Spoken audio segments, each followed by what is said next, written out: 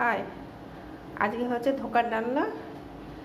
ধোকাটাকে আগে ভেজে ভেজে নিয়েছি, আলুগুলোকে ভেজে নিয়েছি। আদা জিরে লঙ্কা, তার মধ্যে হলুদ নুন মিষ্টি দিয়ে দিয়েছি। ধোকাটাকে ভেজে জলের মধ্যে দিয়ে রেখেছি, ঝোলে দিলে ঝোলটা টেনে নেবে, ওই জন্য আগে থেকে জলে ভিজিয়ে রেখে দিয়েছি। এবার কড়াইতে তেল দিয়েছি, জিরে শুকনো লঙ্কা ফোড়ন দেবো। জিরে শুকনো লঙ্কা ফোড়ন দিয়েছি, তার মধ্যে হিংটা দিয়ে দেবো। এগুলো ভাজা হয়ে গেছে, এবার মশলাটা দিয়ে দেবো।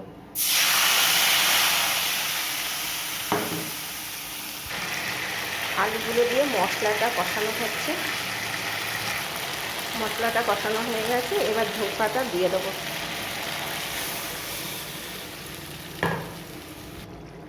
ধোকাটা দিয়ে ভালো করে ফুটিয়ে নিয়েছি, নুন মিষ্টি চেখে নিয়ে এটাকে এবার নামিয়ে দেবো।